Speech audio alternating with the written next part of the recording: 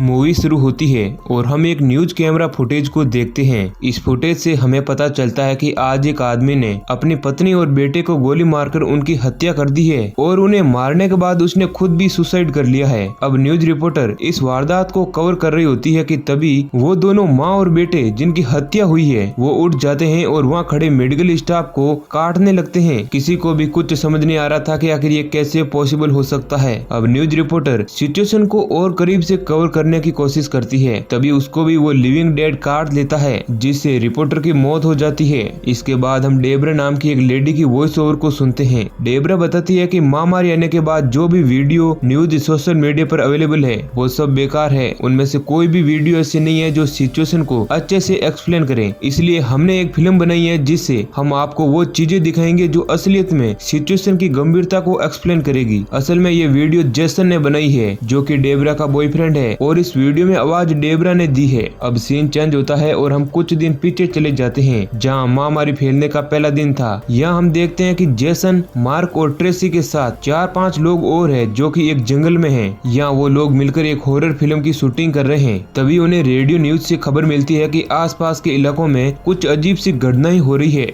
जिसमें लोग मरने के बाद भी जिंदा हो रहे हैं और वे दूसरे लोगों को काट रहे हैं, जिस वजह से दूसरे लोग भी अनडेड बन जा रहे हैं। अब जैसे ही ये खबर उन्हें पता चलती है तो वो सब शूटिंग को कैंसिल कर देते हैं और अपने अपने करीबियों से मिलने चले जाते हैं। अब जेसन अपनी गर्लफ्रेंड डेबरा के पास जाता है जो कि हॉस्टल में है और डरी हुई है। हॉस्टल के बाकी लोग हॉस्टल को खाली कर भाग चुके हैं और फिर जेसन और डेबरा भी बाकी फिल्म क्रू के साथ किसी दूसरी सेफ जगह जाने का प्लान बनाते हैं। और जब वो कार वैन से हाईवे पर जा रहे होते हैं तो जेसन सभी की वीडियो बनाने लगता है इस उम्मीद में कि शायद कल को वो लोग जिंदा ना रहे तो उनकी बनाई गई वीडियो से नेक्स्ट जनरेशन को इस घटना के बारे में पता चल जाएगा। मेरी कार वैन को ड्राइव कर रही है, तभी वो एक पुलिस कार को देखती है जिसका रोड पर एक्सीडेंट हो रखा है और इस हादसे में पुलिस ऑफिसर बिल्कुल जल चुका है मगर अभी भी वो चल रहा है। ये देखकर वो सब शॉक हो जाते हैं क्योंकि अभी तक तो ये सब सीन उन्होंने न्यूज चैनल्स में देखे थे मगर अब वो उन्हें अपनी आंखों से देख रहे हैं। मेरी डरते हुए कार वैन को तेजी से ड्राइव करने लगती है और इसी जल्दबाजी में वो हाईवे पर 3-4 ज़ॉम्बीज को कुचल भी देती है जिससे वो बहुत ही ज्यादा डर जाती है। अब एक सुनसान जगह पर मेरी कार वैन को रोकती है और थोड़ी शांति पाने के लिए बाहर चली जाती है मगर बाहर जाने के कुछ देर बाद वो अपने आप को गोली मार लेती है क्योंकि जब से मेरी ने उन ज़ॉम्बीज को कुचला है वो इस गिल्ट में है कि शायद उसमें कोई जिंदा इंसान भी हो जिसे उसने मार दिया है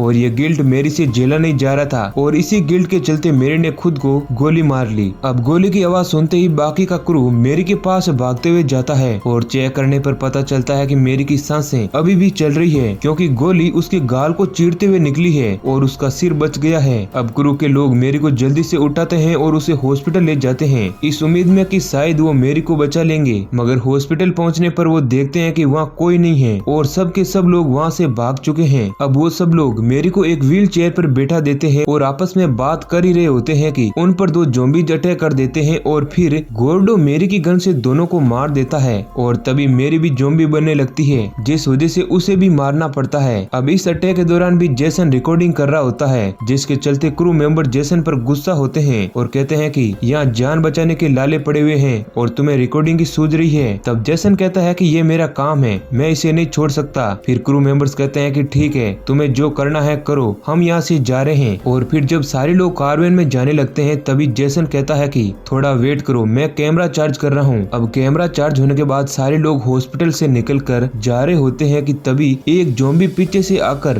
गोर्डो पर अटैक कर देता है और उसे काट देता है जिससे वो इन्फेक्टेड हो जाता है। उस टाइम तो वो सारे लोग उस ज़ॉम्बी को मार देते हैं मगर अगली सुबह होते होते गोर्डो भी ज़ॉम्बी बन जाता है और तब ना चाहते हुए भी उसकी गर्लफ्रेंड ट्रेसी उसे मार देती है। फिर आगे हम देखते हैं कि जब ये लोग एक घर की तरफ जा रहे होते हैं तभी रास्ते में इन्हें कुछ लोगों का एक ग्रुप घेर लेता है और इन्हें मारने की कोशिश करता है मगर जब पता चलता है कि ये सब इन्फेक्टेड नहीं है तब वो लोग इन्हें अपने हाइड पैलेस पर ले जाते हैं। इस ग्रुप ने महामारी फैलने के बाद एक वेयर हाउस को अपने कब्जे में ले लिया और सभी जरूरत का सामान लूट कर स्टॉक कर लिया ताकि आने वाले समय में सर्वाइव किया जा सके। फिर यहाँ हम देखते हैं कि इस लूट ग्रुप के लीडर और डेबरा के बीच एक अच्छी खासी बॉन्डिंग बन जाती है और डेबरा के रिक्वेस्ट करने पर वो डेबरा को कुछ खाने पीने का सामान और फ्यूल देता है ताकि डेबरा की टीम आगे तक सफर तय कर सके। और जब ये सब लोग आगे का सफर तय करके डेबरा के घर पहुंचते हैं तो पता चलता है कि डेबरा का घर अंदर से बिल्कुल सुनसान है और घर से कोई आवाज नहीं आ रही है। गैराज गैराज में भी डेबरा को कार की विंडो पर गन शॉट और खून के निशान मिलते हैं, जिसे पता चलता है कि उसकी फैमिली के साथ कुछ तो बुरा हुआ है। डेबरा अपने घर में अपने परिवार के लोगों को ढूंढने लगती है और तभी डेबरा का भाई जो कि ज़ॉम्बी बन चुका है वो डेबरा पर हमला कर देता है और एंड्रयू तुरंत डेबरा के भाई को मार देता है। फिर डेबरा अपनी माँ को देखती है जो कि डेबरा के डेड को खा रही है और तब एंड्रयू उसे भी मार देता है। अब एंड्रयू कहता है कि हम ज्यादा देर तक नहीं टिक सकते हैं, इसलिए हमें यहाँ से भागना होगा। फिर वो सब कार वैन को लेकर वहाँ से भाग जाते हैं और एक लंबा सफर तय करने के बाद रात में वो एक ऐसी जगह पर पहुँचते हैं जहाँ उन्हें कुछ नेशनल गार्ड्स के लोग रोक लेते हैं और उन्हें गन पॉइंट पर लेकर उनसे सारा खाना और पीने का सामान लूट देते हैं। नेशनल गार्ड के जाने के बाद एंड्रयू कहता है कि ये तो होना ही था और शुक्र मनाओ कि उन्होंने हमें जान से नहीं मारा। तब बाकी के लोग कहते हैं कि हम बिना खाना पाने के तो वैसे ही मर जाएंगे, तो इस जान का क्या फायदा। अब ये सब खत्म होने के बाद वो लोग रेडली के घर जाने का प्लान बनाते हैं जो कि उनका एक रईसी दोस्त है। फिर रेडली के घर जाने पर वो सब देखते हैं कि वहाँ सब कुछ बहुत ही शांत होता है और कोई भी वहाँ पर ज़ॉम्बी भी नहीं है। रेडली के घर का गेट भी खुला हुआ है और घर के चारों तरफ कैमरे लगे हुए हैं। फिर जब वो सब घर के अंदर जाते हैं तो अचानक से उनके सामने रेडली आ जाता है जो कि एक पैनिक रूम में छुपा हुआ था।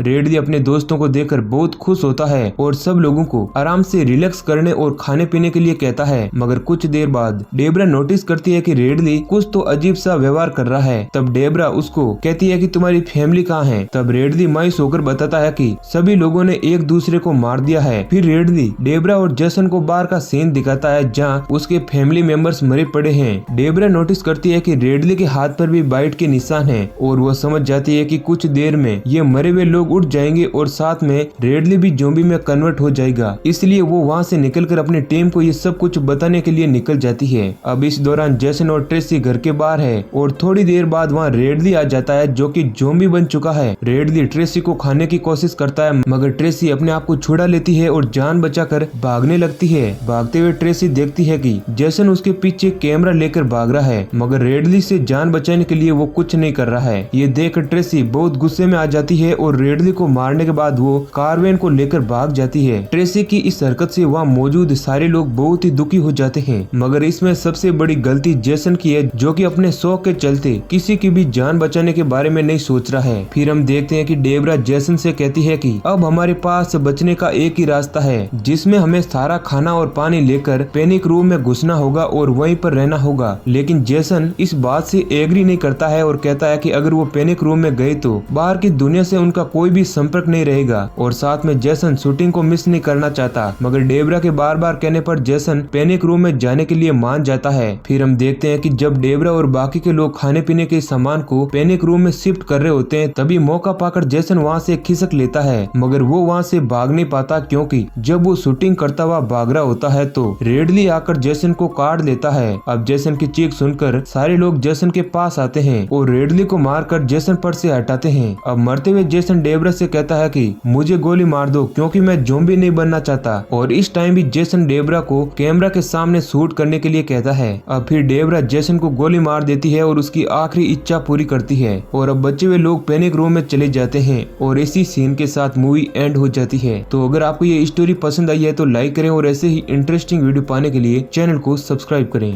धन्यवाद।